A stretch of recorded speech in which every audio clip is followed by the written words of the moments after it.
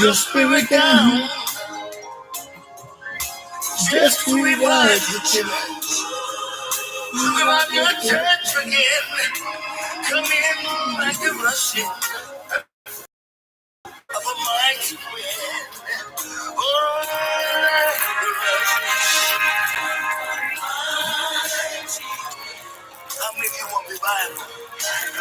I know you do. Of a mighty wind. Lord, you will feel the heart again. Just like a rushing of a mighty wind.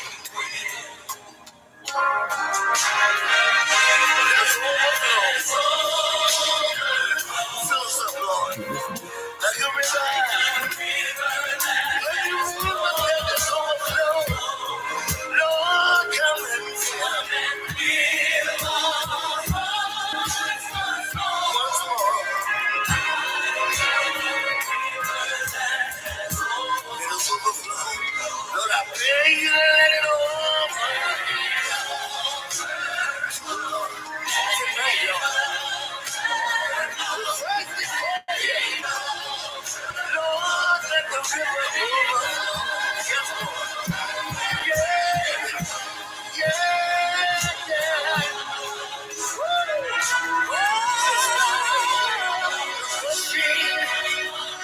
yeah.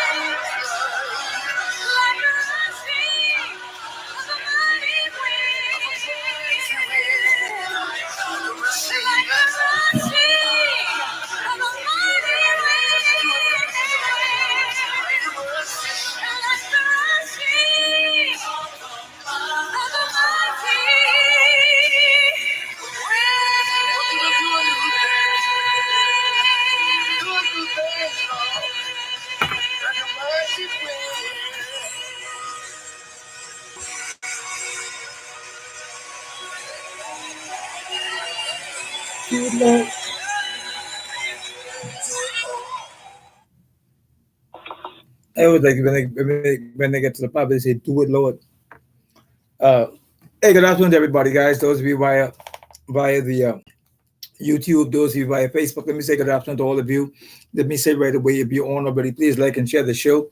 Verona, Angelica, and Leodora, Kay Hensley, good afternoon to all of you.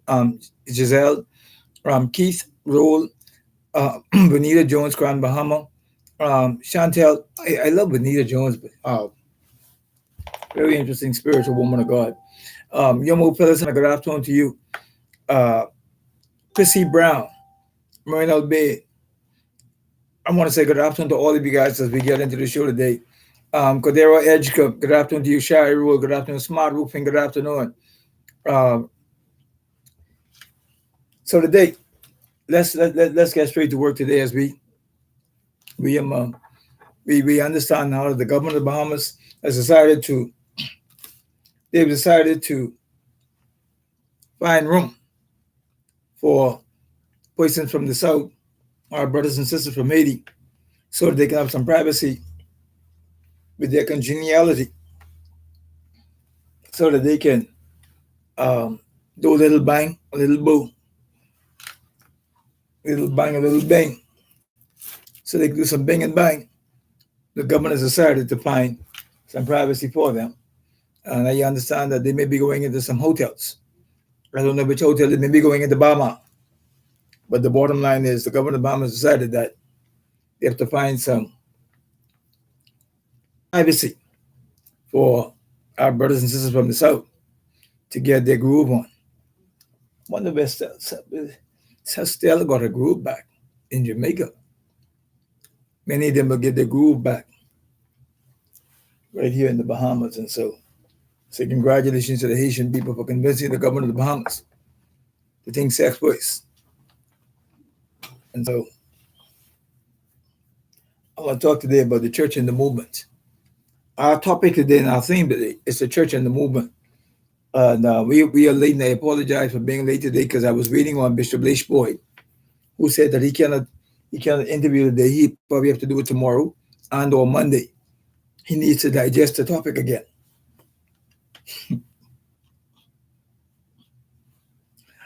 Listen, let me keep my water close. Bishop Boyd said he may have to he has to go over the topic. Sometimes your reputation precedes you. And people are not easily available to go on talk shows with me. I don't know why. Asian ambassador came on with me this week and we had a very good conversation. Bishop Leish Boyd and I will talk tomorrow if he makes himself available tomorrow, he says, because he needs to digest a little bit further the topic of immigration. Wow. He must have digested the topic of immigration very thoroughly when he would have said what he said from the pulpit at the synod. Sometimes your reputation precedes you. I told everybody yesterday that we were going to have Leish Boyd today. But Leish Boyd is getting a reaction from persons who are part of the Anglican Church. And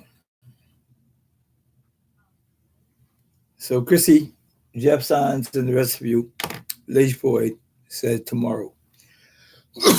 Please excuse me. And so we are doing a show that they call the Church and the Movement. And all of these persons who are part of the all of these persons who are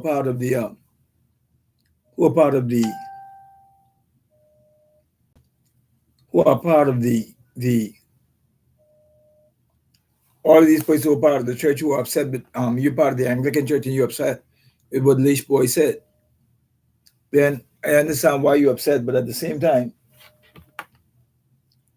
we want to ensure that you know and understand that Operation Sovereign Bahamas is designed to fight for you. If you're part of the Anglican Church, the Catholic Church, the Baptist Church, whatever church, Operation Sovereign Bahamas is going to fight to ensure the sovereignty of our country is not violated by bishops from any denomination. Whatever they say must be keeping with the sovereignty of our country. And so anyhow, earlier this year, C. Alan Johnson began to talk about a number of things that I thought was kind of very, very important for us to keep on the forefront of our minds. One of the things he talked about was the border of our country and how when you give away your border, you basically give away your country. We gave away our airspace. We gave away our airport management. We gave away our Rocky Port. All of our ports and everything else we were given away. Hutchison Paul owns 50% of Grand Bahama. They actually own the airport. Hutchison Paul actually owned the Grand Bahama Airport. So I was thinking today, as we get into the church and the movement, first of all, let me just say thank you to Jeff Sands. People have been calling Jeff and saying to me, Jeff said this or Jeff said that in the chat. Let me just be honest. I'm not in the Operation Sub in Bahamas chat. I'm chat group. I am not in the group. Um, I'm not even in my family chat group. I don't do the chat group simply because I'm inundated with too many other things right now. I've never been in Operations Urban Bahamas chat. Jeff will tell me, Yvette Stewart will tell me, someone will let me know exactly what's going on. Chrissy will send me something, hey, Adrian, you may need to look at this. And so we have persons inside the group who keep me kind of aware of what is basically happening on all that's being said. Uh, I get a cut up sometimes from people in the country who I got there's a Facebook thing going around this morning, Chrissy. And I thought it was kind of funny because there's a guy named, what's his boy name? Stone. So he posted something this morning. Stone Mark Wins is a Stone something anyhow. He posted something today. And I was like, you know what? Let me see what this is all about.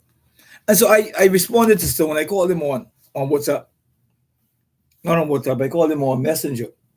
And we spoke very, very briefly this morning about all the different things that he said. He said that the movement that we've started and all that we're doing, the work that we're doing with the legal immigration situation, tries to hide the bigger issue of WTO. And I was being lambasted by this young man who I don't even know. And normally, for the most part, I don't even answer. I don't answer. I don't have threads on Facebook. None of that stuff I have. I don't do any of that. And what I found incredulous was this. What's his name? I want to read it to you because I want to show you why the work that we're doing is so important.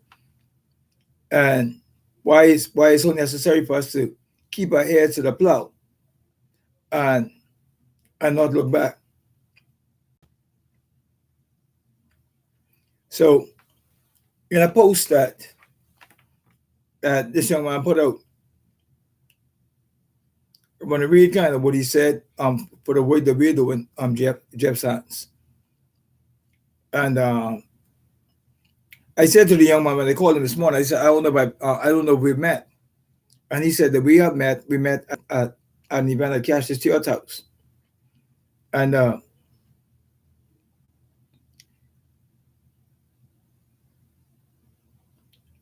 so he began to tell me kind of that we met before and all this kind of stuff. Anyhow,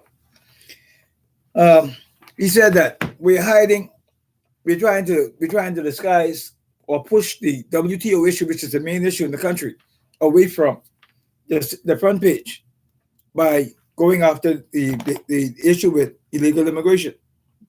And he said that illegal immigration is a small thing compared, I guess, in essence, to what is actually happening with WTO. And I sent him a post. And I want to make this clear to everybody here. I sent him a post. And the post I sent him,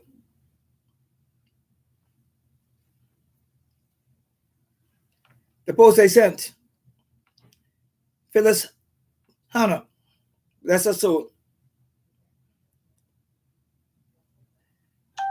She shared some pictures that I shared. Why I asked Stone, okay, where were you when we marched against WTO? Where were you when we marched and we said no to WTO? Everybody who's saying no to WTO now, they got that from us. When we took our crew to Bay Street and we marched, C. Allen Johnson, you'll see C. Allen Johnson and I in the midst of a lot of people, Ramon Ramsey, there's C. Allen Johnson, when we marched against WTO.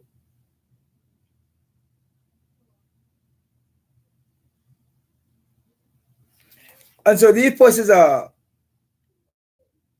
incredulous to me because I find it interesting. There's C. Allen Johnson and I. We were marching, taking on issues, and nobody moved. Somebody said to me, it was too early to march against the government. It was too early to do this, too early to do that. But we march against the government. And We realized right then that the government was heading in the wrong direction.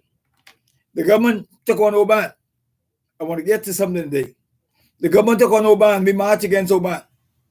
We marched against the way they treated the farmers. We marched. We put some skin in the game. And here it is. Outside of Aaron Green and all these people who've been mentioning, I thank God for Aaron and all them boys. People who want to be LBGTQE and they want to be ABCDJKU. I don't care. To be honest with you, I care about your soul. I care that you would live a life fruitful in our country. But, you know, so earlier, I went to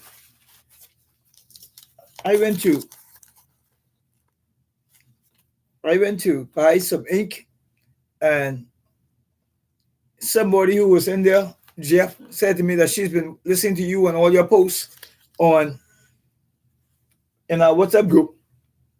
And she said she's aware of all that's happening. I'm see, I'm going to call you in a bit. And it's amazing. She said she gave us the ink for free. Her ink depot was right on Montrose Avenue and Montrose Avenue. And that's what we're supporting, people who support us. And before she even could take my money, because we have to print out some things for the meeting tonight, she said, Adrian, that's my support to Operation Urban Bahamas. She said, I'm in this. I just been listening to Jeff Sands and his announcement about the meeting tonight. She said, oh, I'm starting to understand why it's important for me to know what's going on every day.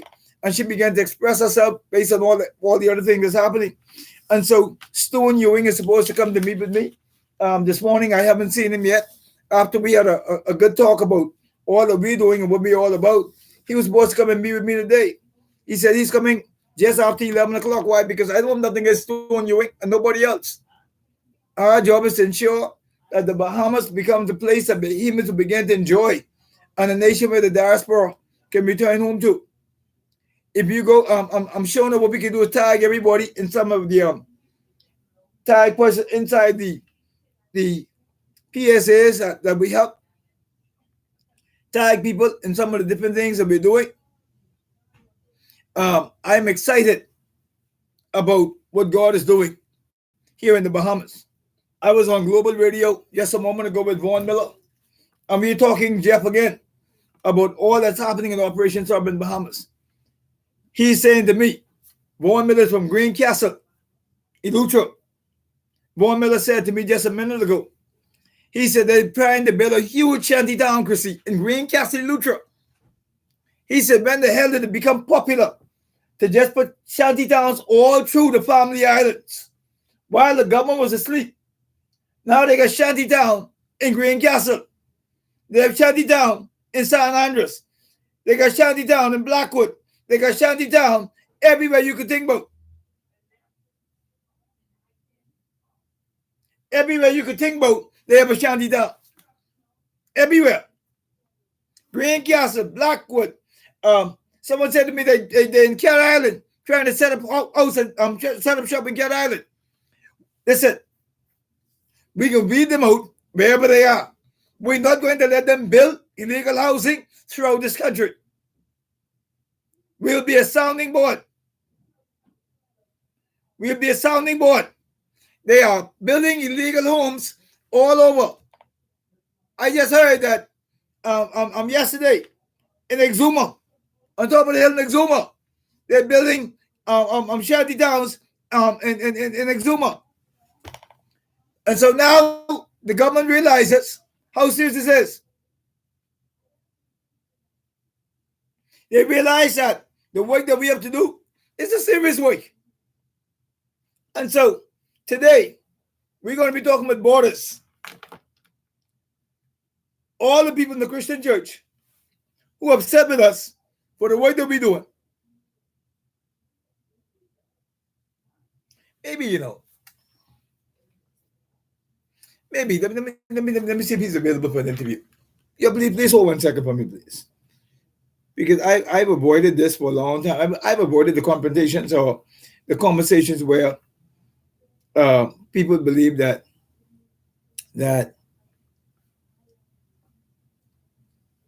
Let me see if his number's in my phone first.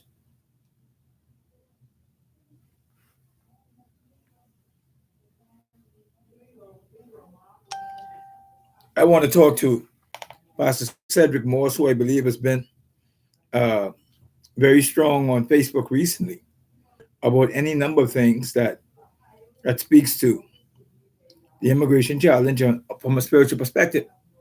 So maybe you guys would want to hear from a pastor who opposes our approach to the legal immigration crisis.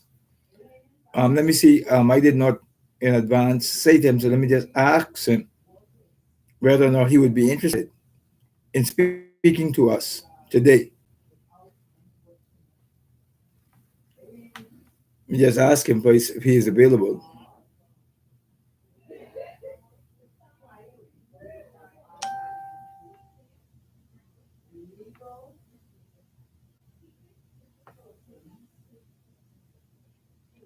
We have to do our best to get everybody's views. Maybe we're doing this wrong.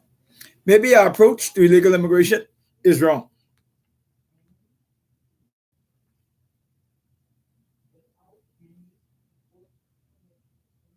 Maybe our approach is wrong.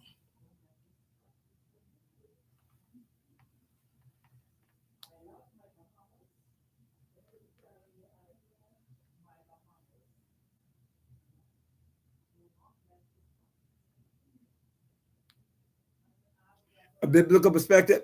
Maybe we're doing it wrong. If you want to show it now, please like and share the show wherever you are. Like and share the show. Good afternoon to Dolores. I think it stands for Agatha Williams, my mother.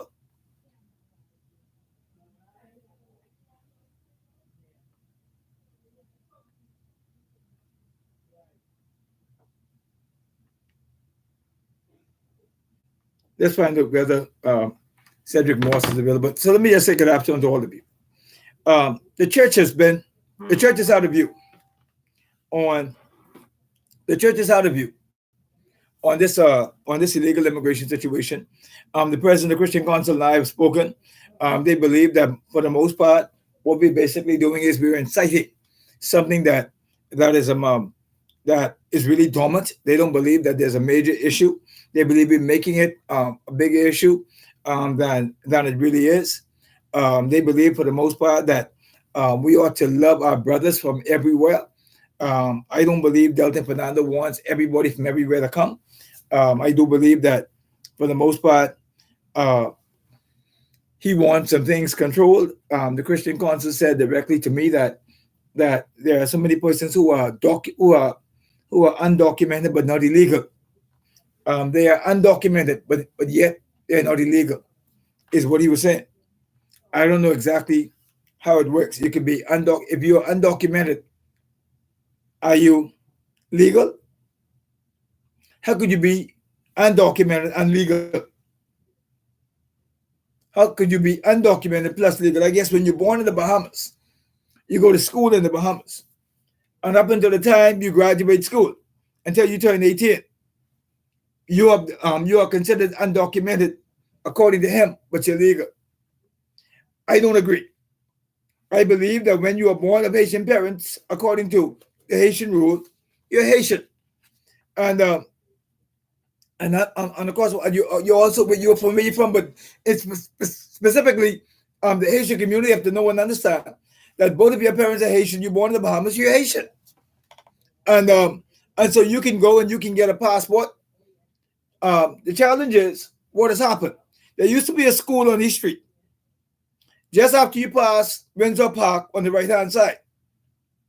And what they was doing is they were flying in children out of Haiti.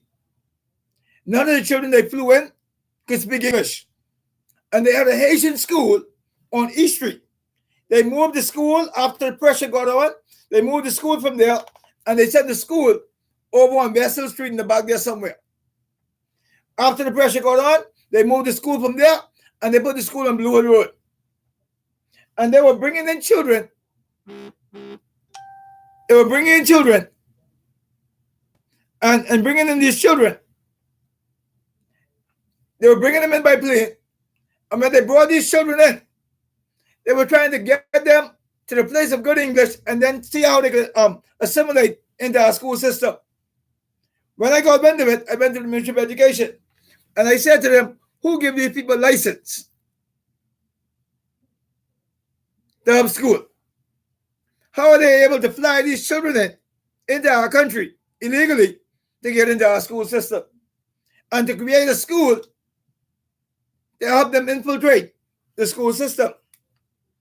I've had principals, teachers call me. As a matter of fact, today in today's paper, 75 teachers in our system got cut, or their salary cut. 75 teachers got their salary cut. 75 teachers. Put that in your head with the FRD school, who are now suffering from teachers with salary cut. Teachers who have been inundated with new students out of Abaco. Some schools have 8 out of 10, 7 out of 10 children of Haitian descent. And so now you understand, for the most part, what you're dealing with. But we have pastors who are sympathizers of what's going on here in the country. We have pastors who are saying, Adrian, y'all got it, y'all have it wrong. And so I sent a message to Pastor Cedric Morse. He was active 5 minutes ago. Let me see if he can take a call.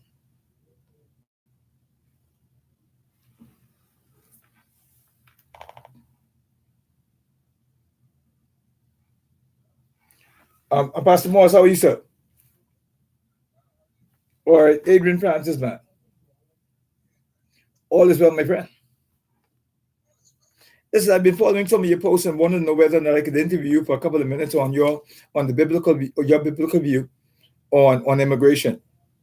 Hold 1 second for me, please, guys. We have Pastor Cedric Morse on the line with us, and we're talking about the movement and also the church and the church perspective from his viewpoint on the immigration crisis here in the Bahamas.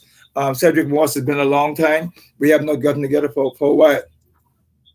Yes.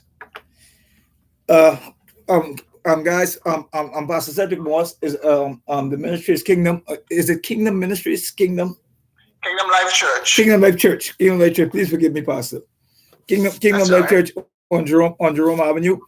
Cedric Morse and I go back a long ways. He is also the brother of Basil Morse, Paul Morse. Y'all may know all of them. I know his father very well. I shopped at his father's store on Andrews Avenue, so I have a great history when it comes to the young man I'm about to talk to. So let me just put it in context right quick so everybody would know. Pastor Morse, a lot of people follow the show, and sometimes they see me interviewing people and think I'm meeting them for the first time. Right. But we do have a history. Listen, we have been. I'm a part of an organization called Operation Sovereign Bahamas. We've been doing a whole lot of work regarding the sovereignty of our country, the protection of the sovereign borders of our country, the sovereign will of God, from our perspective for the Bahamas. And we've been doing a whole lot of work, whether it's on Bay Street, with persons who are the high-end merchants from all the Haitian population, the Jamaican population, persons who want to come into the Bahamas illegally, persons who are undocumented in our country. We've been doing a whole lot of work to try to ensure. We've been celebrating our athletes, doing a whole lot of work when it comes to the level of corruption in immigration or in our society. But there anything that falls under the area of sovereignty that we've been doing. But I've seen a number of posts that you would have had backed up by scripture on how you feel about the immigration challenge here in our country. What is your perspective right now, sir? All right, a couple of things, Adrian, and thanks for picking up the phone to speak with me, because I know there are some people who would rather fill in the gaps without speaking to the person directly. My posts have really been very directly in response to some posts I've seen on social media that, in my opinion, are harassing Haitians and Bahamians of Haitian descent in the country. I think that kind of harassment is wrong. I think it is inappropriate to be questioning the citizenship and the credentials of a person who has been naturalized in the country. I'll use Louis Georges. I'll use, and I won't use Fred Smith because Fred Smith is in a different category. But in particular, there have been posts directed at those individuals and others. And I think that is wrong. I think that it does not augur well for us as a country in terms of promoting the kind of unity that we need to have. Our reality is that in this country, we have allowed illegal immigration to grow as it has grown.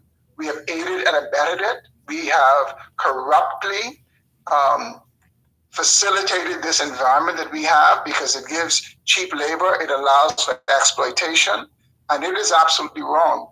And in my view, the way I look at the illegal immigration situation is, I liken it to a person who drives the getaway car for bank robbers and then turns around and he wants to be part of the ID, the person who's going to ID those who did the bank robbery, and he wants to condemn them.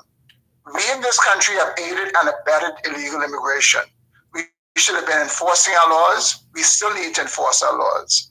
And I think in light of what has happened, Adrian, we need to take common sense approaches to resolving the illegal immigration problem that we have in the country.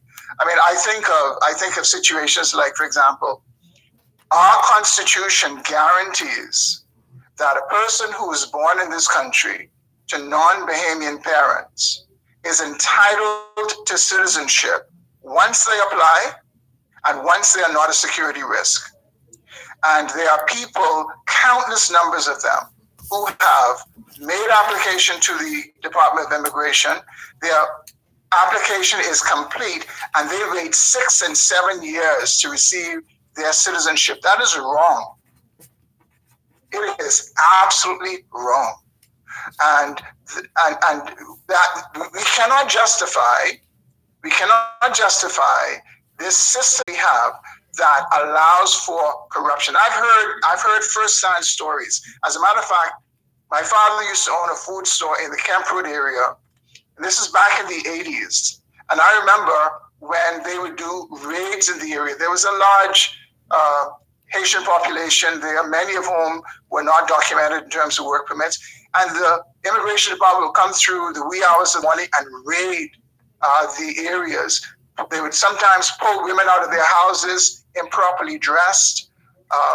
People would leave their homes, and because persons in that situation cannot open bank accounts, they keep their money in their homes. And there would be Bahamians who would go in after they would have been pulled out of their homes, and they would take their belongings, the little things that they had, including the money that they had. So this thing, Adrian, I will tell you that we must not take lightly the oppression, the exploitation of illegal immigrants that takes place in this country.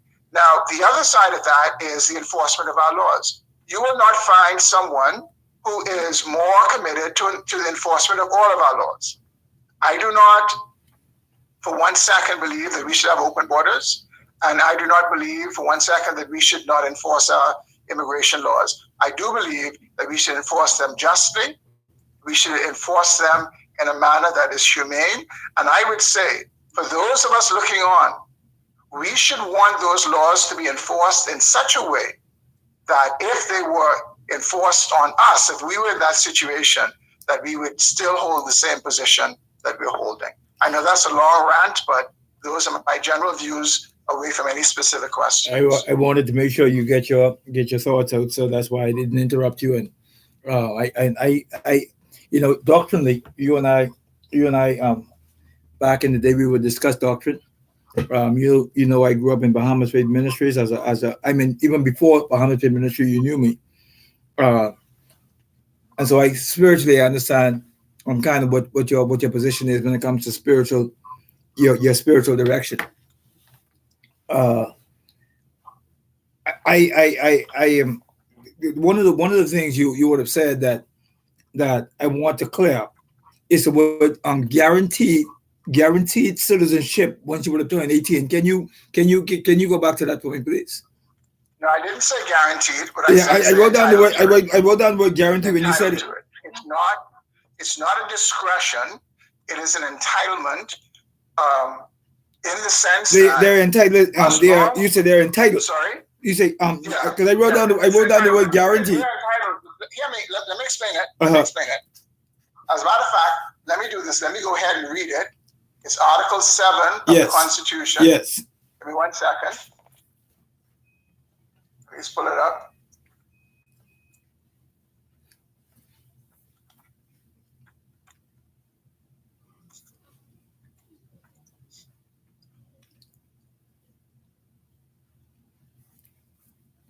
Guys, you're watching National Access on this beautiful Thursday. We have on air with us. We have Pastor Cedric Morse, Kingdom Life Ministries, Joe Okay, yes, Franklin, sorry. and so I'm sorry. yeah. So please, guys, you can share your comments. I will ask Pastor Cedric Morse whatever comments you guys would have. Please share your comments, but listen carefully to the good minister as he share with us. Okay, this is what Article 7 says pertaining to persons born in the Bahamas after the 9th of July 1973 of non-citizen parents. A person born in the Bahamas after 9th July 1973, neither of whose parents is a citizen of the Bahamas, shall be entitled, upon making application on his attaining the age of 18 years or within 12 months thereafter, in such manner as may be prescribed, to be registered as a citizen of the Bahamas. There's another part, but let me pause right there. Notice it says you're entitled to it once you make the application. Now, here's the condition.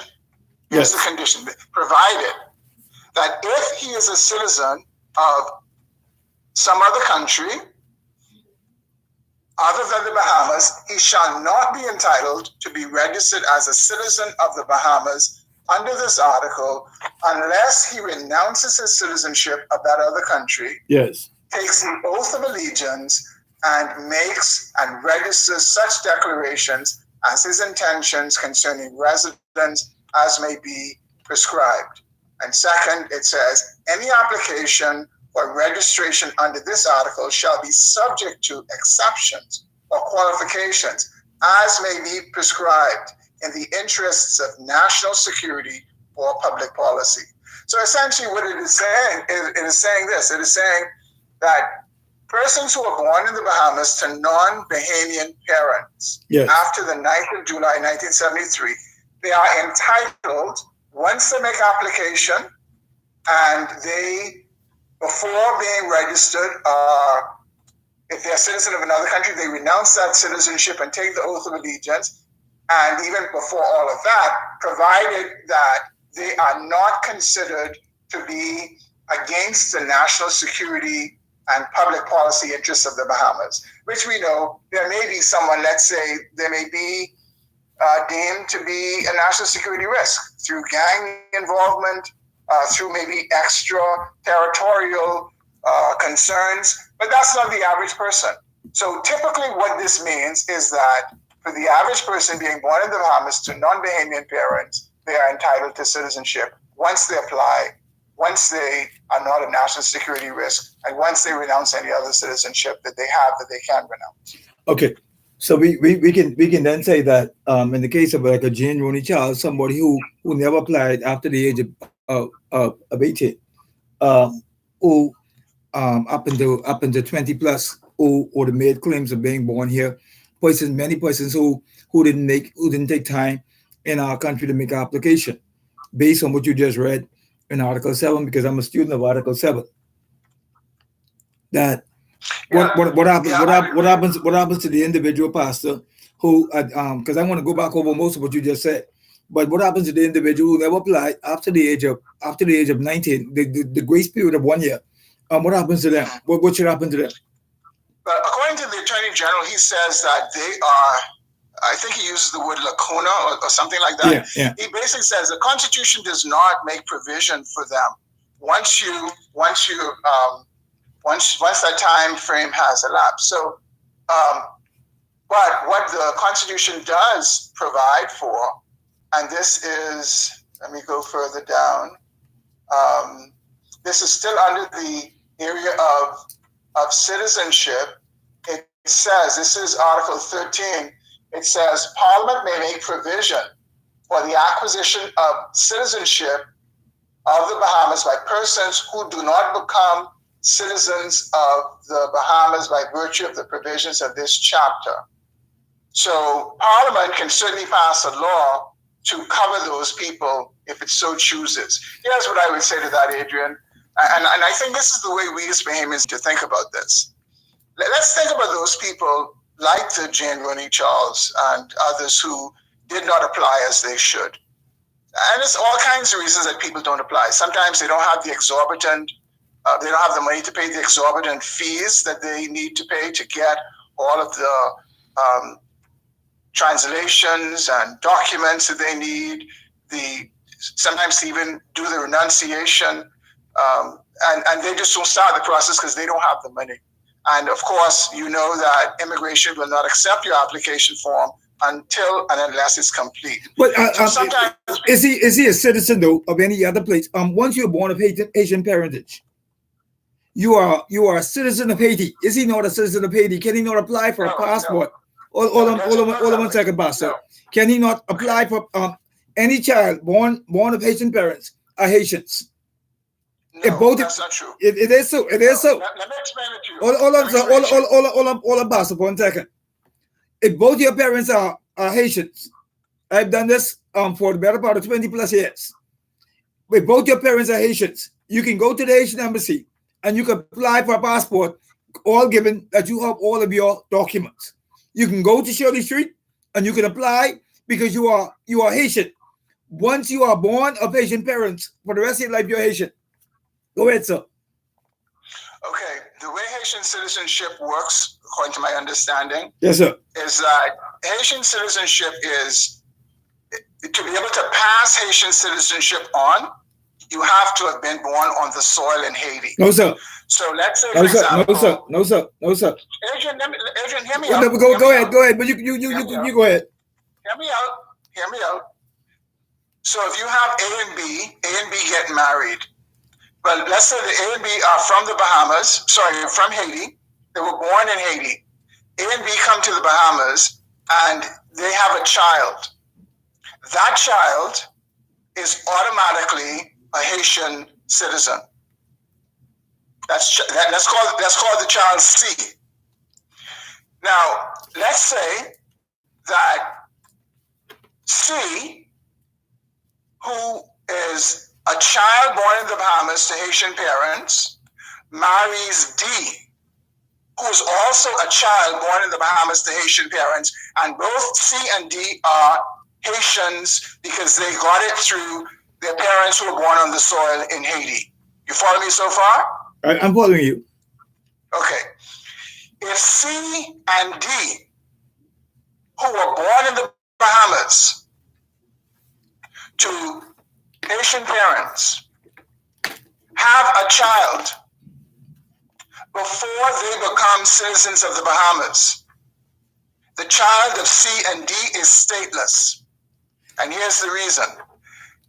Because C and D were born in the Bahamas, they are Haitians, but they're born in the Bahamas, having not been born on the soil, they cannot pass on Haitian citizenship to their child. Let's go back, Pastor, because here's what you're doing now. Hold on. Here's what you're doing. Here's what you're doing, Pastor. Because when you get to D, C, let's put the first thing that's to happen is this. We have to first go back to A. Let me tell you why. If you go to C, you're trying to you want to validate the baby born to the children because you're calling that child stateless. Let's go. No. You didn't hear me. No, and I understand. I understand you perfectly, sir. You're misquoting me. No, I understand you perfectly. No, you're misquoting me. I did not say what you just said. Go ahead, sir. Allow me to say it again. If A and B, who are Haitians, born in Haiti, come to the Bahamas and they have a child named C. That child is Haitian. If C marries D, and they have a child, hear me? if C and D get married and they have a child, the child is stateless. No, let me finish it. If C marries D, and D, just like C, was born in the Bahamas to Haitian parents born on the soil, D is a Haitian like C. Yes. But if C and D have a child born the child is stateless. Before they are citizens, according to you, they have nothing to pass on to the child because they cannot pass on Haitian citizenship because they were not born on the soil and they are not Bahamian citizens. The child is stateless. Let me ask you a question, sir. Let me ask you a question based on all that you're saying right now. In what capacity that it becomes the responsibility of the Bahamas and the Bahamian people and the government of the Bahamas to manage that situation, those situations based on where we are right now as a nation? When it becomes our responsibility to ensure that these persons gain some sense of equilibrium. And I'm not speaking from a heartless perspective. I'm asking. Which persons are you talking about? Okay. Which persons are you talking about? Okay. First of all, if mom and dad come to the Bahamas before C and D are born, if mom and dad come to the Bahamas and they have no status, and they are Haitians, let's say, for example, they come to the Bahamas illegally. Let's say they come by boat or they come by plane, but the bottom line, they are illegal in the Bahamas. To what extent should the Bahamas begin to take on the responsibility for mom and dad who came here illegally and the children that they produce? Adrian, do not argue with the Constitution. The Constitution. No, I'm not. First of all, I'm not arguing with the Constitution because I'm not. Hold on, let me talk for a second. I'm not arguing the Constitution. The question I'm asking is this: because the Constitution is a legal document. Just like you say, the policymakers could go to Parliament and make provision for Jean-Marie Charles if he did not apply. The Parliament could also go to the place where we could make a provision to put to allow persons who are anchor babies who are born here to leave the country. We can also do that. We can also make provisions in Article 7 to change the anchor baby principle, anchor baby law. We can do that. You cannot. Yes, we can. If I can make provisions to accommodate Jean-Marie Charles, if at the age of 20 or 21 he did not apply, he didn't make provision. If I can go, according to you, if I go to Parliament, make provisions and change it for him, why can't I change it to ensure that persons who are born here, the parents who are illegal, where they because I have a position, and my position is very simple. First of all, based on all the investigations I've done for the last 18 years, it has become intentional of persons coming here by boat. One, the main objective for the last 10 years, and I'm talking to persons in the Haitian community, that the women come here pregnant. Why would you think they do that, Pastor? Why would they do it? Because they want their children to be Bahamians. Yeah.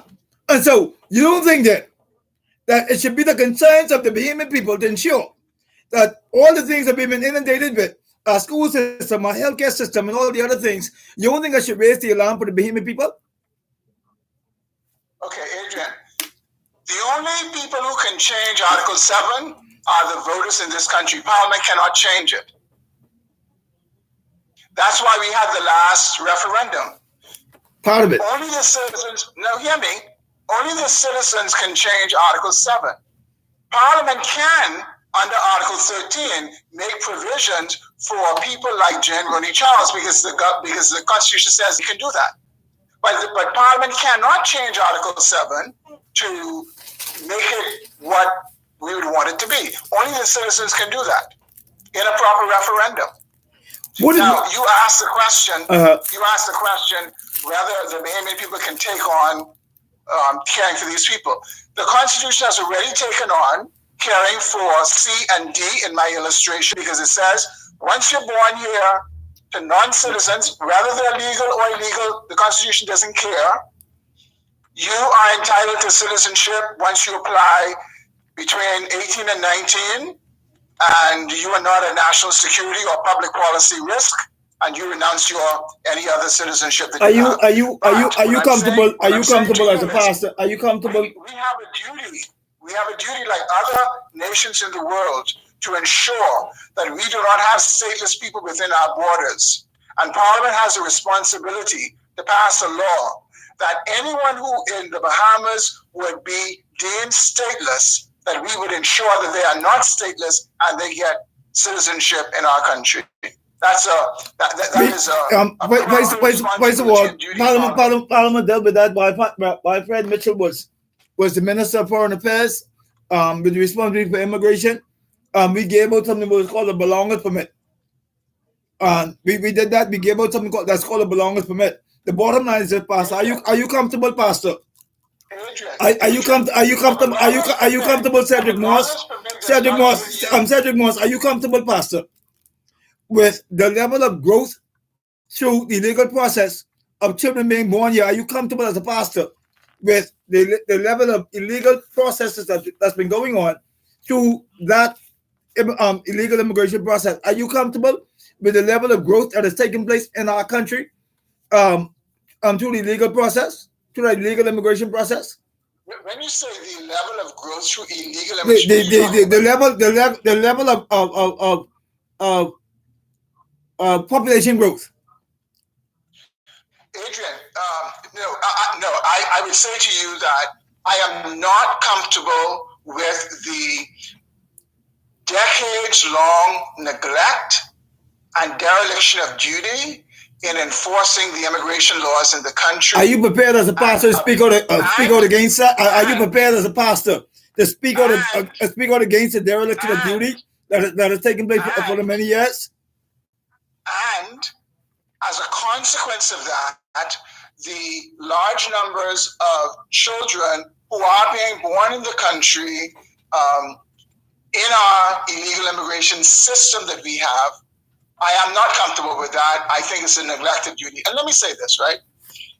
I can tell you, and I'm sure these men don't mind me saying it, myself, Lyle Bethel, Pastor Alfred Stewart, we have put together and also Pastor Antoine St. Louis, we put together a 10-point plan on curbing illegal immigration more than 15 years ago. Met with Vincent Pete. We met with, when he was a minister, we met with Shane Gibson. We met with former Prime Minister Hubert Ingram when he was the leader of the opposition, and we shared that plan with them. And it's a sensible plan. But listen, the way that illegal immigration is in this country, you can only conclude that it is intentional. It is intentional. On whose part? On the government's part and on our part as a people. You don't believe it's intentional also on the part of the Haitians who are coming here? Adrian, it is a given. See, listen. No, listen, listen to me, Pastor. I'm not abdicating the responsibility of the Bahamian people who have aided and abetted. I'm not abdicating the responsibility of the corrupt leaders that we've had in this country. I believe that for generations, we've sat back and we've allowed the situation to fester. That's why Operation Southern Bahamas exists. I'm also not I'm putting aside the heartlessness of Bahamians who have created plantations out of the young Haitian brothers and sisters who have come to our shores. I'm running away from any of that. But the bottom line is this: we also have to bear in mind that Haiti has 10.8 million people, and they're very intentional. They're meeting in pockets of churches because now that the pressure is on, there are any number of things that's actually happening to ensure that those who are undocumented, those who are illegal, find a way to stay inside our country. This is a sovereign nation. I speak to sovereignty. I speak to sovereign borders. That's what I speak to. I don't speak to Haitian. Whether you're Mexican, whether you are Indian, if you're in the Bahamas illegally, people that take personal this situation and they come with this spiritual kumbaya or religious kumbaya, when the truth is, God has designed nations according to Acts 17. He determined the exact time in history where everybody should live. That's not my issue. My issue is to protect the sovereign borders of my country. My issue is to also make adjustments in the Constitution, which is a living document to ensure that the Anchor Baby process that is taking place inside our country stops. And so our perspective, and when we meet tonight, when we meet on Thursdays, when we meet on other days, is to ensure that any grouping in this country, any grouping who is operating illegally and against the law in this country are dealt with. And so that's our perspective.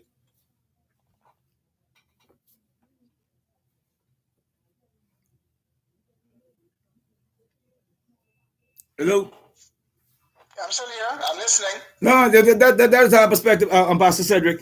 I commend you and Lyle Bessel, and I know Pastor Lyle very well, and I know and understand Pastor Lyle's heart when it comes. I believe that Dorian did a couple of things, and Dorian exposed that Abaco was not just inundated with illegal immigrants, but it was a plantation, and for the most part, we've used Haitians. Bahamians could be very, very discriminatory when it comes to Haitians because, you can send this one back, but don't send back my Haitian. That is sick. That's a sick mentality. The bottom line is anyone who is roaming the streets of this country undocumented, they have a home, and the home that they have is called Haiti. It's called Mexico. It's called India. It's called whatever you are. If you're in this country and you're not documented, and the rules that are made not follow the Constitution of my country, you have to be shipped out. Yeah, Adrian, let me say this, right? I fully support the enforcement of our immigration laws. I believe that one of the mistakes we have made in the enforcement of our laws is that we have only focused on the illegal immigrants, and we have not focused on those who have aided and abetted them, or we allowed them to bribe their way out of accountability and responsibility. So I fully support that. I also recognize, though, I've been to Haiti 2 times. Have you ever been to Haiti? I've been to Haiti too. So I worked at ZNS, man. You know. I don't know. I mean, I just yeah, man. I've been to Haiti. I've been. All I'm saying is this. Yeah, man. I've been to Haiti, and to me, it makes absolute sense having seen parts of Haiti. I've been in Pétionville, which is one of the top areas of Haiti where you will forget where you are because of the wealth that is there. But in other parts of Haiti where you see abject poverty and hopelessness, it is not lost on me why Haitians would be willing to take the risk to come to our country or to come to another country where they feel that they should have a better way of life. And see, Adrian, one of the reasons why I'm able to uphold the position that we should enforce our laws, yet at the same time have compassion for those who find themselves on the wrong side of the law, coming here purely as economic migrants. I do that because if truth be told, if I were in the situation that they are in Haiti, in my heart of hearts, I honestly cannot say that I would stay in Haiti and not take a chance to try to create a better way of life for me and my family. And I think this is what we need to do as Bahamians as we think through these things. It's easy to not try to put ourselves in the other person's shoes. I think, Adrian, I would not think that immigration laws are such important laws not to break if I were in a situation where my family was destitute and I felt there was a way that I could get into another country and hopefully things will work out and I will get regularized. Before the Lord, I will tell you, I cannot honestly say that if I were in their situation, I would remain in my country. Well, I hear you, and I hear your heart. I hear your heart when you get both sides of the coin. I don't see that as murder. I don't see that as stealing. I don't see that as raping someone. The breaking of immigration laws is in a different category. And even Jesus said that sins are all sin is not sin. He said before Pilate, he said the one who delivered me over to you, he has committed the greatest sin. And so I stand with those who are responsible for enforcing our immigration laws, and I say you enforce them without fear, without favor, and you have to do it justly, and you have to treat people with respect as you do it. Yet on the other hand, my heart goes out to those who live in countries where they have to risk their lives to come here illegally with the hope of making a better life. But I said this to you, Pastor, and I said this to you from the purest heart. The Bible says to the pure, all things are pure. I'm not going to sit here and say to you that I am heartless when it comes to persons who are trying to find another way of life or a better way of life. I also do believe that when I drive through my country, this has become a situation for me where I think it's very important for us to understand how sovereignty works. I do believe that he says anyone who comes up any other way, the same as a thief and a robber. When you come to the wrong door, he calls you a thief and a robber. I learned that in scripture. Forgive us our trespasses as we forgive those who trespass against us. I also believe at the end of the day, though, that uh, Haiti has 10.8 million people. And I believe that we have never been able to or do not desire to stop the boats from coming. I see what happens when there are pockets of Haitians in different communities. I see that their culture, their lifestyle tear down communities. I'm working on a project right now at the Ministry of Tourism. They'll restore some of the images in our country that has become torn down, depraved, simply because persons would have come into this country.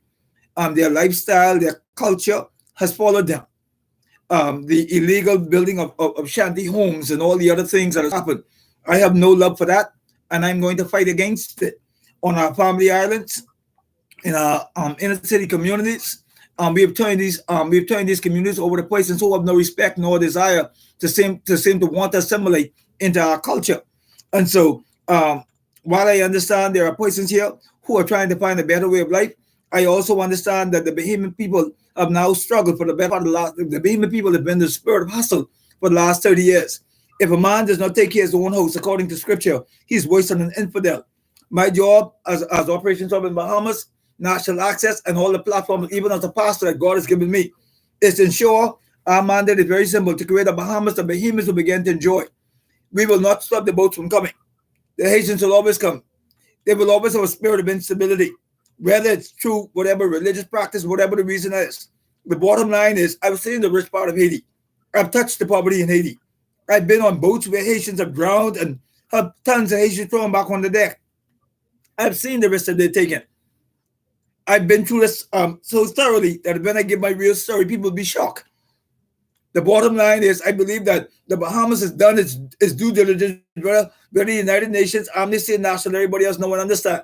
We've done our part in helping the Haitian community get back on its feet.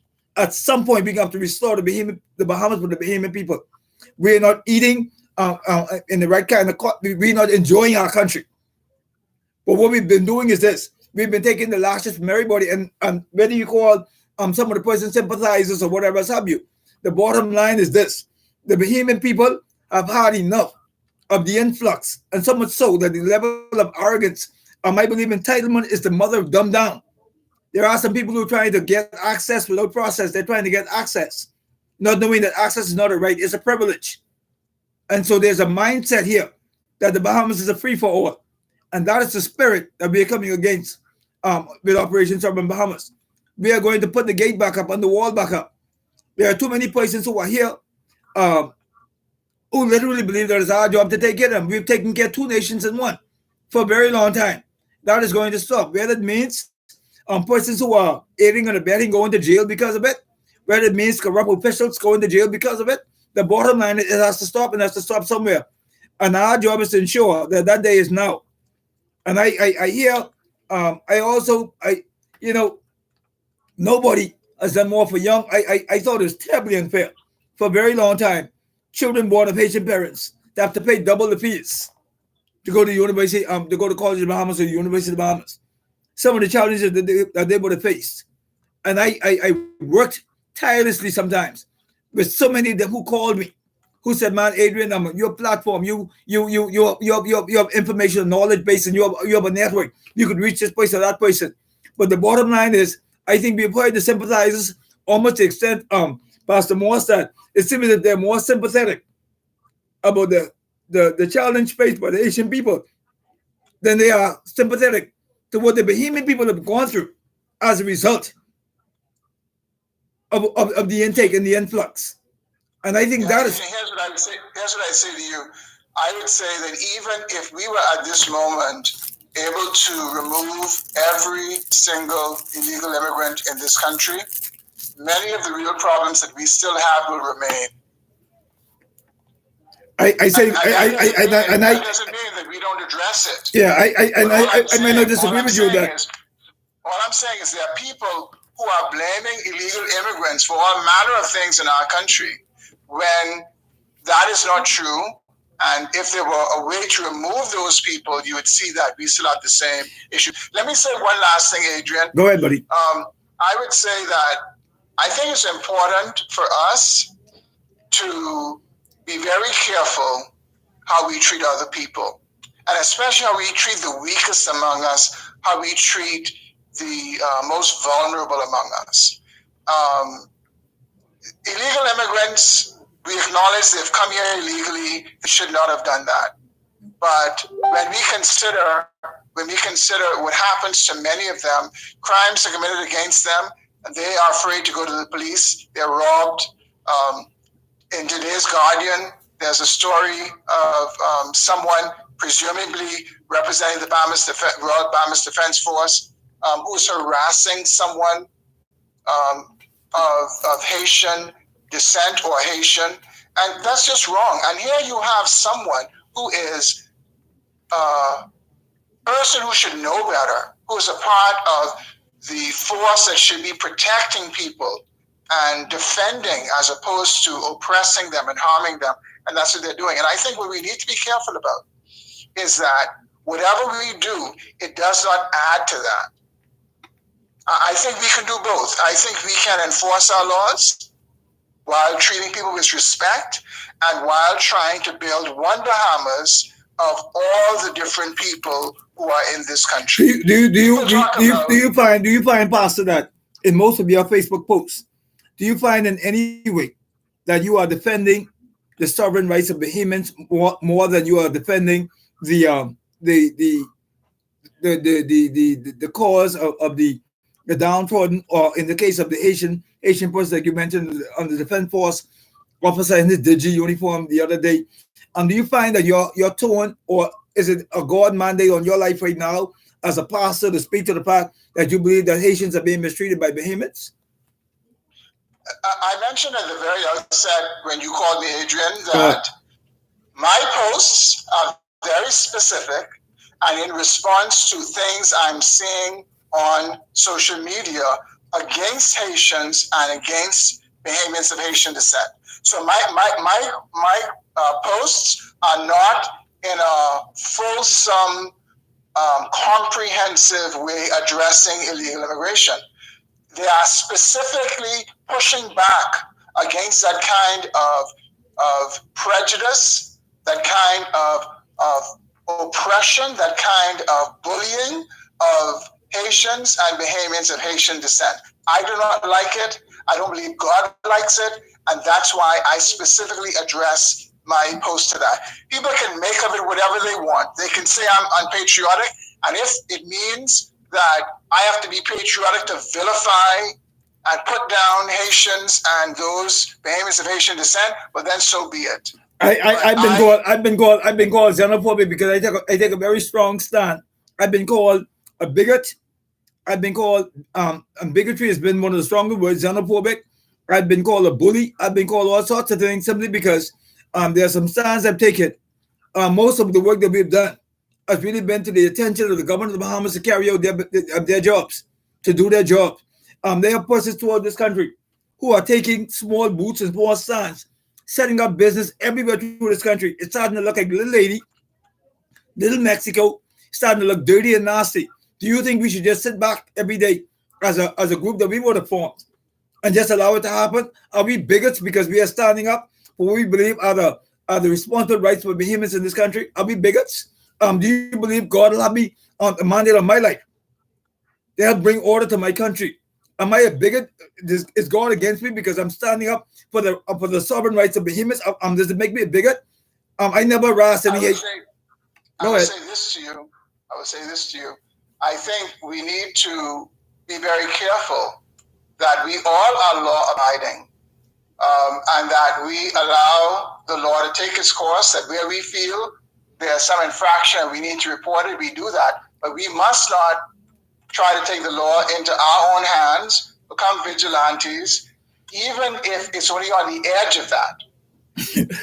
Listen, listen, man. You and I both know. You and I both know that first of all, there's never been any great change on Cedric Morse without protests. There's never been any kind of significant change throughout history, including in the days of Jesus Christ. There's never been any major change in history. Just accepting the status quo. Let me be very direct with you, Adrian. I've seen, and I can't say I've seen many of them, but I've seen in some instances where you would have gone into like maybe particular communities and be confronting people who would be either breaking the law or suspected of breaking the law. I really don't think that is your place to do that. I relish your opinion. No, I'm saying to you, it's one thing to report that to immigration. It's another thing to go there and to confront people. Listen, I hear you. Here's the thing, right? We did a live show, and we're going to continue to do it in different areas of our country where we feel that the law is not taking its course. And I believe I do have a right, based on constitutional right. I do have a right. I also have a spiritual right to ensure that the dignity of the sovereign space that God has given me and given the people of our country is protected. I do have a sovereign right to do that. I have a spiritual right to do it.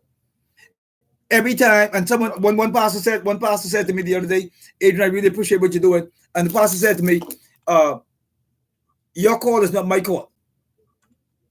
But I appreciate the fact that you're bringing to the attention.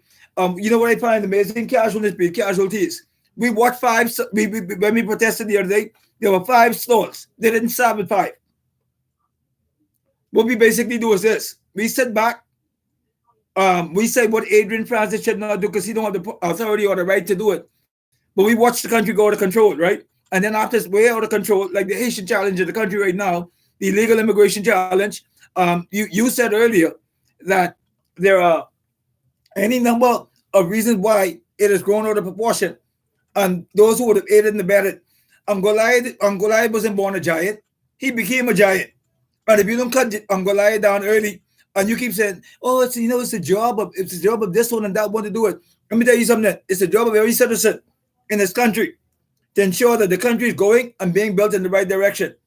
I believe God gives us one season to ensure that His perfect will is manifested in it, and we have allowed 2 nations to grow in one.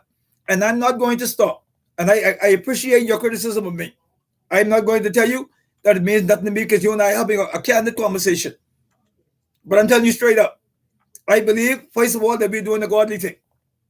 Secondly, I believe we're doing the right thing. Thirdly, I believe that it's my job and the job of all the persons who are part of Operation Sovereign Bahamas to bring to the attention of law enforcement, and we do. When we went to Carlton Road, we call the police. We call immigration. Not one time did I ever demand from them any police record. I mean any business license. I had my hand. I was hugging the young man. We were having a good conversation. He was hugging me, and we were having a good conversation. When we pulled up we were across the street. When we walked across the street to where the illegal stalls are, the places ran. They left their stalls. When they came back, we talked. They have no business license, but behemoths have to go to inland revenue every day. We have to pay national insurance every day. The things that we have to do is terribly unfair for us to have to carry a nation, no matter how sympathetic you are, but how poor an area you're saying in Haiti. The bottom line is, with 10.8 million Haitians, they're not going to stop coming. At some point, we have to clog up the wall. At some point, we have to put some order back in society. And yes, everybody has to put. Let me ask you: Are you implying that there are no Bahamians who are operating businesses without business license? Never did. I never implied that. The point I'm making to you is this, sir, and I'm making this very clear. What we have done is this: we have allowed any number of persons. If I'm a behemoth and I'm operating without a business license, and somebody shows up from inland revenue or wherever else and say to me, you have to shut your business down, It happened to my mom. My mom had a sign up in the house with a business license. The government came and made my mother take a sign down. It happened to a lot of places that were part of Operation Sovereign Bahamas. It happens to them every day. But the police cars and everybody else that drive past these illegal stores, people selling on the side of the road, that what they're doing is illegal. The burden of that becomes the economic burden of the Bahamian people. What am I supposed to do? Because they poor and they came from a part of Haiti where they have to hustle and everything else.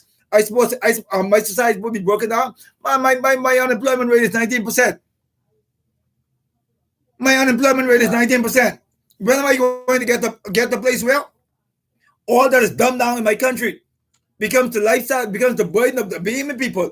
Why are we continually paying the taxes for a whole other nation? I was talking to the off air. I was talking to the ambassador from Haiti the other day, and he said to me, Adrian, it's discussing what the government is allowing. Okay, fine. I accept that, sir. So you know what? Operation Sovereign Bahamas, we're going to continue to agitate, whether it's the government, all the other agencies, to ensure that the nonsense that's happening on our streets does not happen. Am I saved, born again, Holy Spirit filled? Of course I am. What does it make me, a bully, sick, or rude because I've decided to stand up for our country?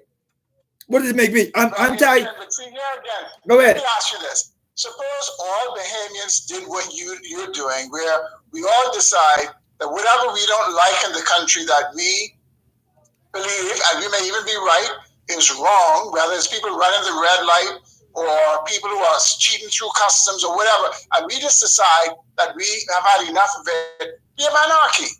No, we don't. No, that's not true. We will not have anarchy because we are an organized group of persons.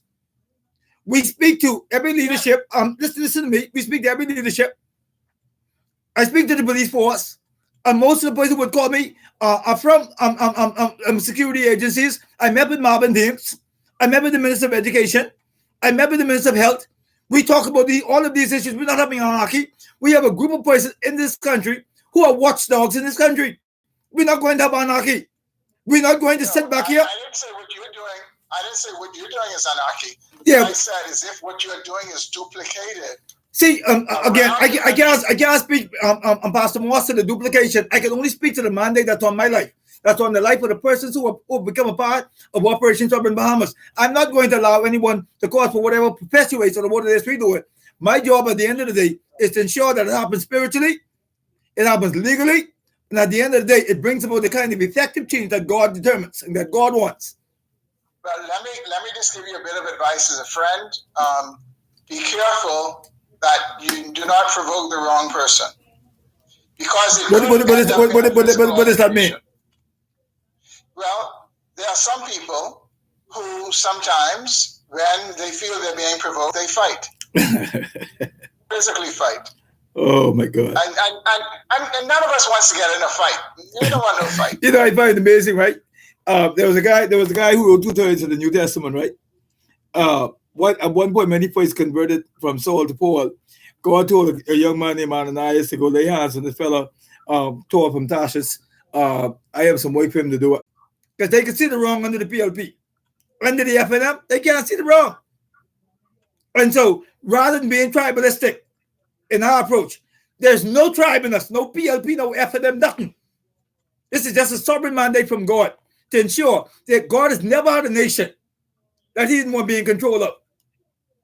See, Adrian, I know I don't want to change the subject, but and I would love to get into some talk with theology with you. See, one of the challenges with some of what you're saying is this. Everyone says, God told me this, God told me this. How do you know God told you to do what you're doing? How do you know God told you to start kingdom like ministry? No. See, Adrian, don't answer a question with a question. I never got up and said... listen, first of all, right? First of all, said I'm Pastor Moss. I have no doubt in my mind. I have no doubt in my spirit. I have no doubt in my action. The minute I made the submission to the voice of God about this, God confirms everything by his perfect will, by his will. He confirms everything.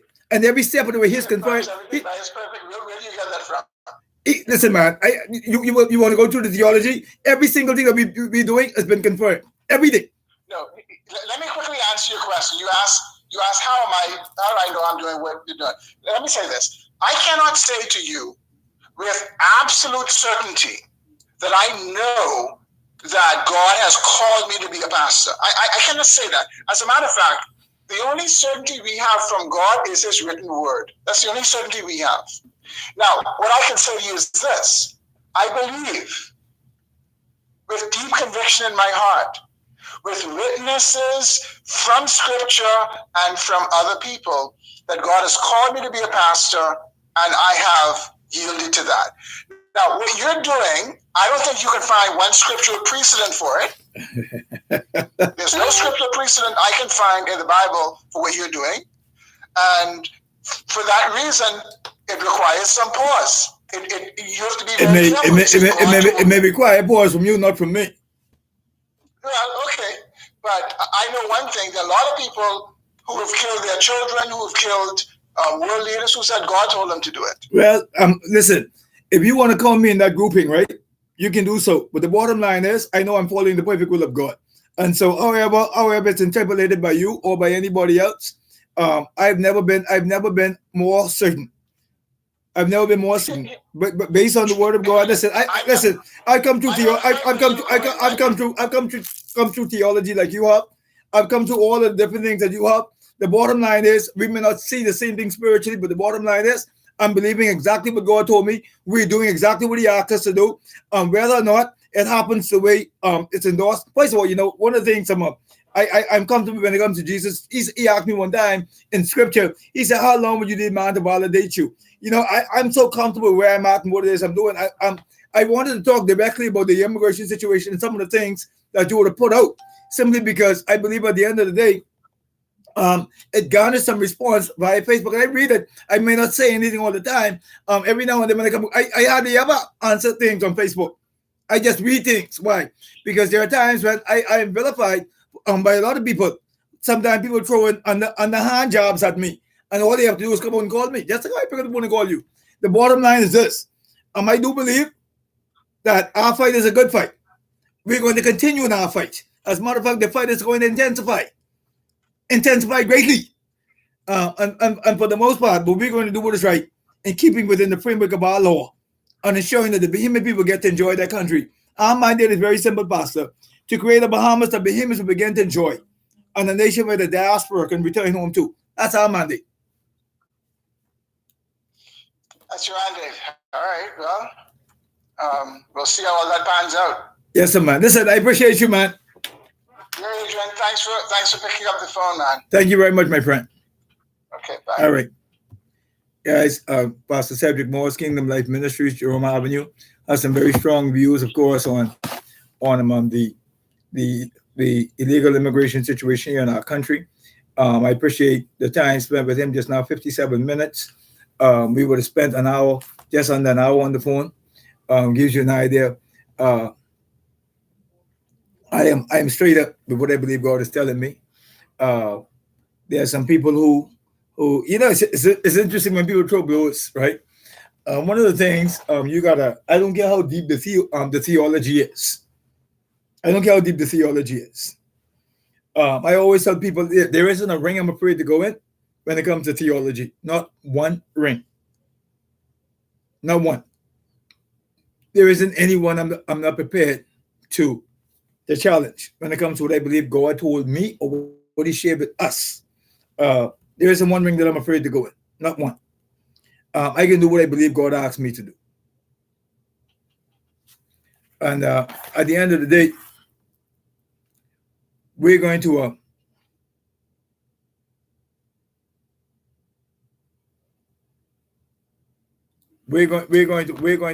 carry out God's mandate according to his plan for our lives.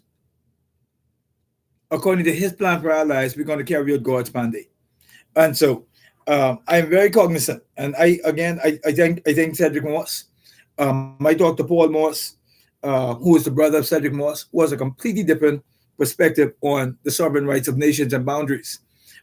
Because you're sympathetic towards the people who are hurting, or because you're sympathetic towards the places. You go to Haiti and you come back and you see how the abject poverty and all this kind of stuff. So the Bahamas supposed to carry the burden of the abject poverty of Haiti because you've gone there as a pastor and you feel it. You don't feel that places who are to come to the Bahamas and break the law to be in the Bahamas. You see it as different.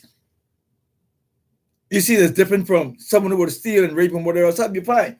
You're not killing anybody. You're not raping anybody. The bottom line is this: though, the Bahamas have sovereign laws, and because we have laws, I'm not going to adjust and feel sorry for the fact that we have sovereign laws. We are on a sovereign mandate to carry out the sovereign will of God. I'm supposed to sit back now, get dead sorry, and then change everything just to make sure all these people are okay. But I wanted you to hear it in the interview context in which we did it, and so listen. Whew, that's a lot. But sometimes you have to do this interview, Al Thompson. You have to do this so that people can know and understand that part of the fight that we're in, there are spiritual sympathizers. There are persons who are saying, you know what, man, look here. I don't believe that we should let the gate down. But we should make adjustment for everybody who's already here. That's why I love national access. I love national access.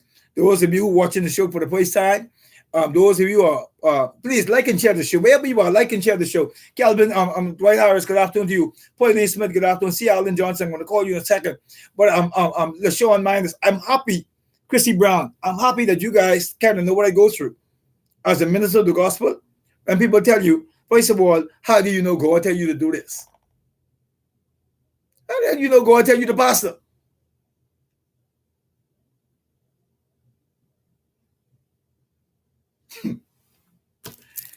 Whew. That's a lot. That's a lot. I'm sure we all with the same. That is a lot just now. So I wish I could see some of your comments. So I need to see some of your comments. Then let's see if we could get into some of your comments today, because this is good. This is good. Let's put this on charge very quick. Woo!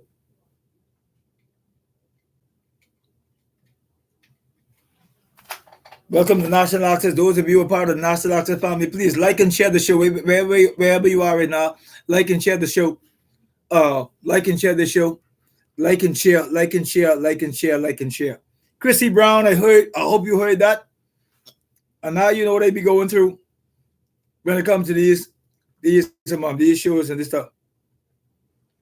Gary Ben, good afternoon to you. That's a lot.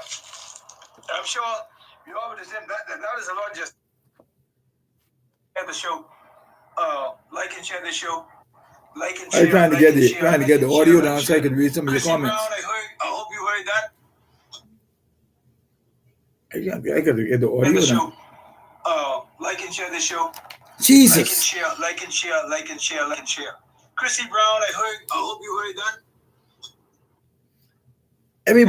Everybody got a view of what God say. Come on, guys. Come on, where's the audio? My audio button. That's a lot. I'm sure. The show. Like and share the show. Like and share. Like. Gary Ben, good afternoon to you. That's a lot. I'm sure you all the same. Somebody, I really want to get to some of your comments because I just read one of the comments just now. I tried to turn the audio down. You all let me see if I can get this audio turned down. Voice one. But this is so funny because that's a lot. Okay, I think we got it now. I've been turned down. Okay, let's see if we can read some comments here. Angelica Light, Pastor Morse is a modern day Pharisee. Chrissy Brown, they would rather see the destruction of our nation by taking on the burden of Haiti. This is suicide. Sean Johnson, whose side is he on? Sean Johnson is asking. The Sean Minus, it's obvious God called you to do the work. Bonita Jones, Pastor Morse is a piece of work. Oh, Jesus, help us. Let me say good afternoon to Brian Pickstock, Donna Pickstock, sorry, Gary Bean. We are talking about illegals here now. Carleen Edmondson, good afternoon to you. Chrissy Brown, good afternoon. Zaya Monroe, Floyd Miller, good afternoon. Sonia Graham, good That interview I did just now, it's kind of interesting. Marshall Roberts says everybody have an opinion about what God wants for you, Adrian. Listen, I might as well just go to one church, sit down on the back and like this. Everybody have an idea of what we should do with Operation Urban Bahamas. Everybody.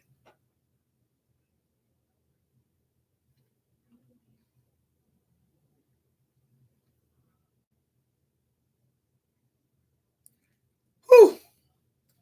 Oh my God, Giselle, good afternoon. Julian, good afternoon to you. Keith Rowe, good afternoon. Shona, please like and share. Shona, my God, Benita Jones. The Lord is no respecter of person, said Miss Williams. If he knows Pastor Moss, he certainly knows you. But Pastor Moss has been called to pastor probably, and I'm not called to pastor and teach the word like I do. Listen, I don't think Cedric Moss. I mean, the brother said, "Can I be frank?" He said, "Can I be frank?" I don't think you have the right to be going to Calvin Road. Listen, I don't know why people think if they tell me something, they're going to offend me. You ain't offending me. No one is offending me. You can say what you want to say. You can call me a sissy. Call me a punk. Call me a thief. Call me all the things y'all been calling me all over social media. Some of y'all who say, well, listen, I don't care. I know what we're on. I know what we're doing. Whew.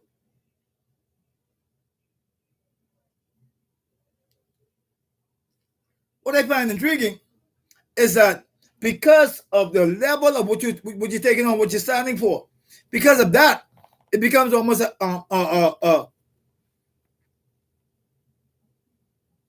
it's crazy. My God. I'm amazed, but I'm trying to read all of the comments. Let me see if I can get to the rest of the comments. Whew.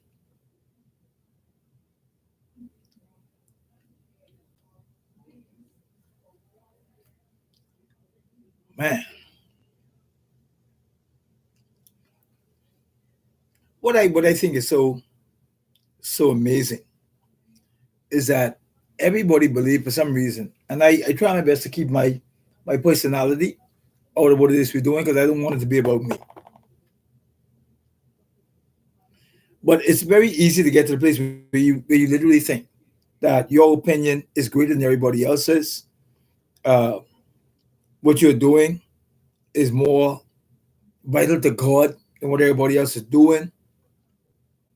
And people always hide behind the thought. Let me tell you how some pastors do it. That's why today we talking about the church and the movement. Here's how some pastors do it. They always say things like, I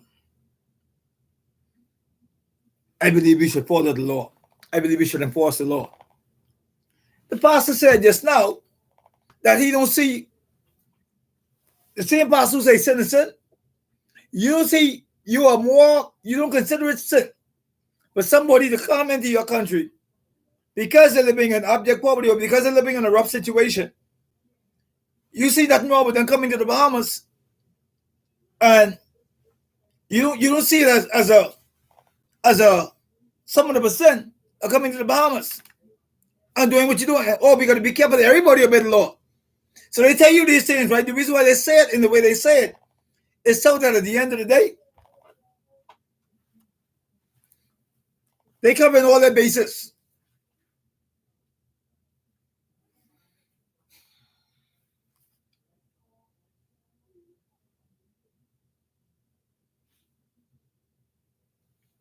So I guess we're supposed to I don't know what we're supposed to do, guys.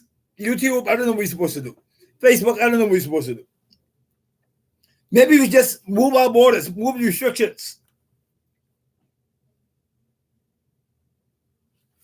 But send your comments, I'll read your comments. Send the comments and I'll read them.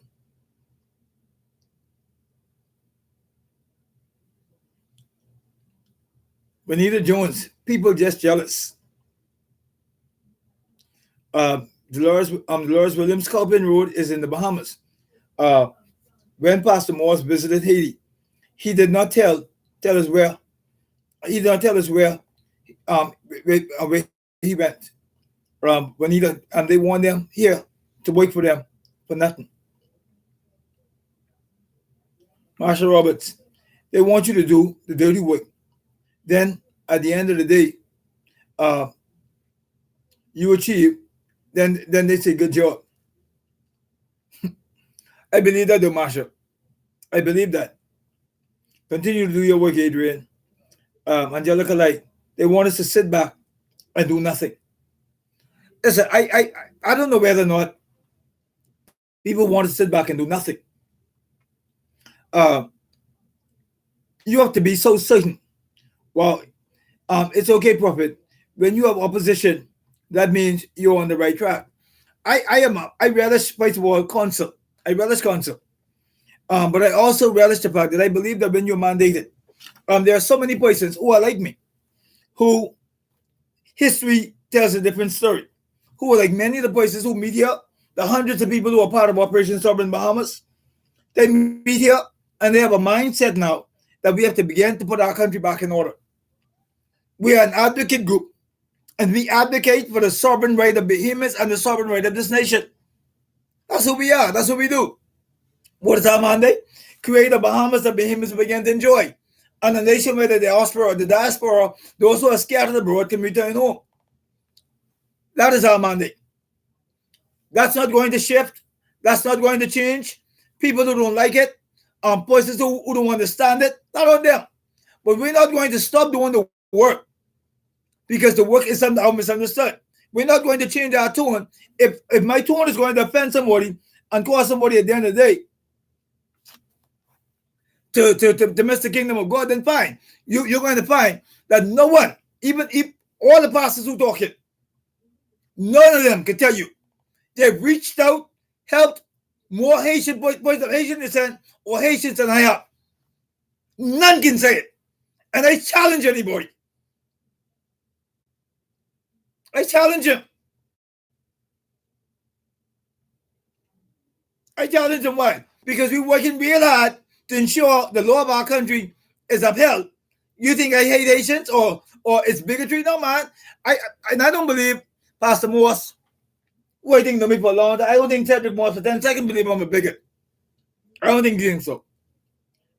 Shai Rose says, I sure know we can't go into other people's country, break their laws. We have poor people here on the streets. Why can't he be passionate towards them as well? Wow. That's a very interesting amount. RJ Butler, good afternoon to you. Chantel Sands Williams, good afternoon. Alton Gardner said, oh wow, the vision is not for everyone to see. Hold up the gate, says Alton Gardner. Sean Bastian, exactly. You see, listen, again, I hold fast to the fact that everybody have a mandate. Don't let them stop you, says Sean, from doing your work. Everybody have a mandate. And I don't say to anybody, come off the wall.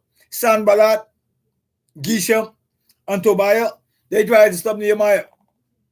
We can rebuild the wall. I'm going to take a lot of the advice Cedric Morse gave me. We're not going to provoke anybody. But not because you see a fight. I mean, Jesus going inside the temple and whipped some people. The Apostle Paul and Peter, those were considered instigators. They were considered instigators. The Apostle Paul, those were considered instigators. Can you imagine that? They were considered instigators.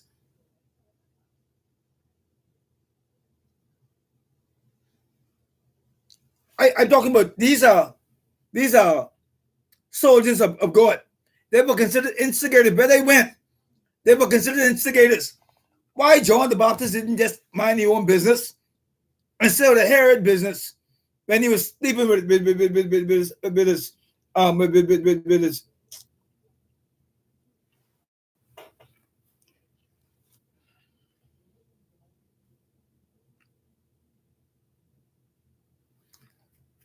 You know, I can't speak to whether anybody is patriotic, whether Pastor Moss is patriotic or not. I don't know him to be unpatriotic, but I do know at the end of the day that all of us have different calls, all of us have different demands on our lives. I'm not going to, I'm not going to question anybody else's. Anybody who question mine, that on them. But I'm going to do what I believe is necessary to ensure that people know and understand. And every family out in this country right now, they're building shanty towns. Every family island. People are comfortable with the fact that because people are come from object poverty, that they can come in the country, violate the law of the country, do whatever they want to. I don't see pastors all over the place saying, you know something, it's unfair and not right for all these shanty towns to be built on all the family islands. They got put a shanty town on the water table in San Andres. I don't hear no pastors talking about the fact that whenever this discovery of a shanty town comes up, that discovery of a shanty town comes up, I don't hear pastors talking about that. Why? Is it come? Oh, they poor. They're downtrodden. They're the oppressed. No one. I challenge anybody who know me could say that Adrian Francis did not reach out or help many. And they just stop. They would not stop coming. I shut down the major part of my business where we did work permits for different companies and for different people. We had to shut it down. Why? The unemployment rate in the Bahamas is way too high. They got 44,000 work permits out there. 44,000 work permits. Chrissy, you must know what on the agenda tonight, Chrissy Brown. She made it clear. And she's on the board of operations of the Bahamas. She's one of our executives. She said, anyhow, we need to do island by island pop-ups to these shanty towns so people can see how massive this problem really is. Let me tell you something. We have no clue what time it is, They got some people who's sitting back. I keep saying casualness with casualties. I listened to Pastor Moss just now. One of the last things he said. I may instigate the wrong person. What does that sound like to you? What does that sound like to you? Let me tell you something. Benito Jones says, he said he's not sure God called him. I would never go to his church because the blind can't lead the blind. I don't know if that's the point he was making. But he said he don't know with certainty, except whatever the words say. People play on words because I wonder what happens if you go into the New York. I guess Donald Trump is not a man of God because Donald Trump don't want people come to. If you go to any other country and do what the Haitians are doing here, listen, I can't wait till this meeting. Till the meeting tonight. We're on the right course, guys. That's all I can say to all of you. We're on the right course. We have to continue to do and carry out the right thing. No pastor would speak to it because says Ms. Williams. No pastor would speak to it because they're not watering on their land. You would find that any pastor who feels so that the rights of so many of the young the persons here in our country are being violated, are we frozen again? That the rights of the young men and women are being violated. I always say, at what point do you begin to take them into your home, take them into your situation? Let me read some of the stuff of YouTube. Bernard says, I think Article 7 assumes that because it requires a renunciation of any citizenship prior to obtaining Bahamian citizenship. One message deleted. Mr. Francis, this guy is twisting the words. Bertha Smith says, somehow they drink the Kool-Aid. Who is this man? If they get offended, too bad and too sad. Keep up the good work, Mr. Francis. Mr. Francis says Henrik McIntosh. Don't listen to these people because Donald Trump. If If you come in, they catch you, and then you got to pay the price. Whew. You know, you're just trying to ensure that your country borders are safe.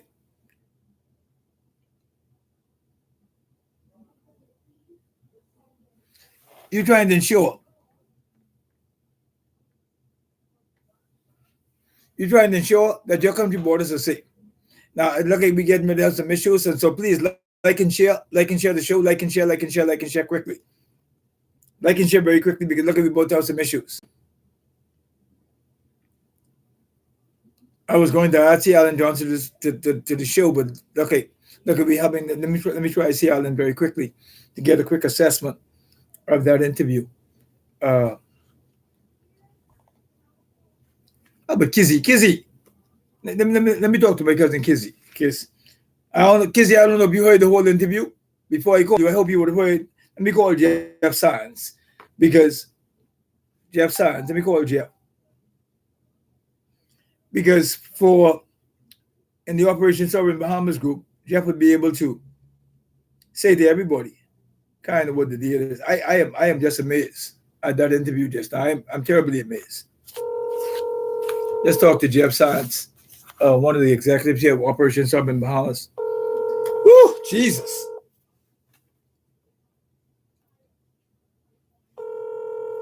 Jeff, Auntie phone. Listen, Jeff, you heard the interview? Pardon me? Did you hear the interview? I heard portions of it. I was up and about trying to get my car sorted out because it's a month for that. All right, so you didn't get to hear the interview. No, I didn't get to hear all of it. I have to probably catch a broadcast a little later. All right, let me call C. Allen. I wanted somebody to call the interview. Okay, no, I didn't. All right. So we'll catch up this evening. Okay, buddy. All right. Okay. All right. Let me see if I can find Kizzy. Are you still there? Let me see if Kizzy is there. Anybody who got the interview, Miss Ridley, who I want to talk to. Those who would have called the interview. Whew. Let's take a deep breath.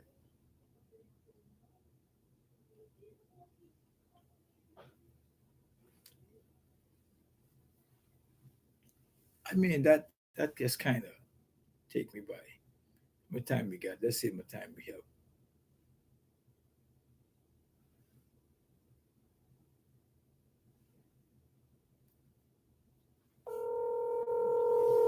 Woo! Guys, the meeting tonight can be hot. Hello. Well, why you sound like an American? Hello? What kind of thing that is? Hey, I'm going to have to go. After the country, if you keep allowing this, I'm going to have to find another place to fit in. Except I'll be able to speak the language. You know how they say you Listen, you heard the interview from Pastor Morris just now? Yes, I did. Listen, man, give me your assessment. Well, you guys was discussing conch salad, but you're supposed to be discussing conch. I think Pastor Morris was. He was so quick. He was so quick to defend that position when he got. No, but see, he's right in his argument if you don't read the whole thing to understand the context. Yeah. Let's go to some of the errors, right? He's absolutely correct in his argument of 7-1. Yeah. But he failed to apply 7-2. Yeah. See? Now, when it says any application for registration under this article shall, do you see that word? When it says you shall be registered? Yeah. Notice where 7 to the top says. Shall doesn't give us an option. Okay? Now go to 7.2. It says any registration on this application shall be subject to such exception. The shall is the same. Mm-hmm. Okay? Such exceptions is anything you put in law that doesn't violate the Constitution. So the mere fact that you guarantee this, this will then become conditional based on number 2. And you should be shall if you entry of your parents, legal entry of your parents, the amount of time you've lived in the Bahamas. You can put whatever requirements on that shall. As part of the condition. Right, because this is why when people make the argument that 7 need to be changed, it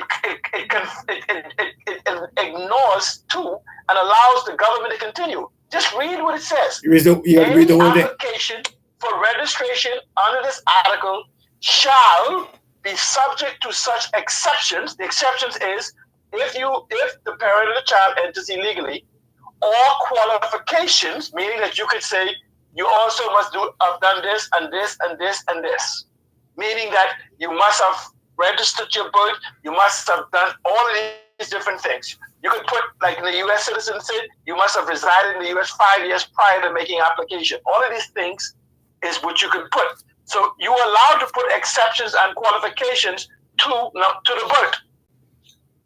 Okay? Now, here what it also says, it says, provided the citizen renounces, under number 1, the citizenship. Now let's talk about it. There's a couple of countries, and Haiti is one of them, where you cannot renounce citizenship. Now that's the point that's making him.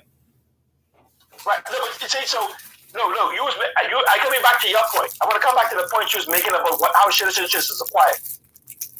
Natural-born Haitians who are born citizens of Haiti cannot renounce their citizenship, making them ineligible. I don't care how long they've been here for a work permit, making them ineligible to become citizen.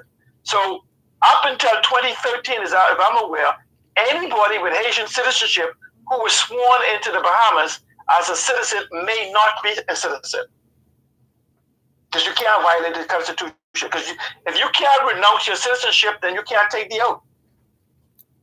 Hold on, see, I got to check to see. I think this thing is not responding. Give me 1 second, eh?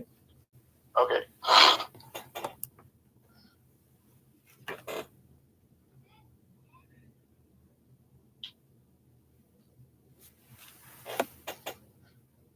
It's possible. My first name is Cedric.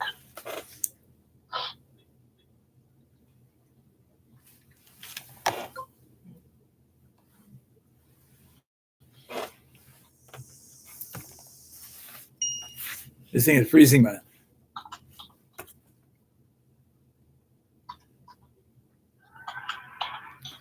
YouTube, listen, thank you so much, guys. Please subscribe to the channel.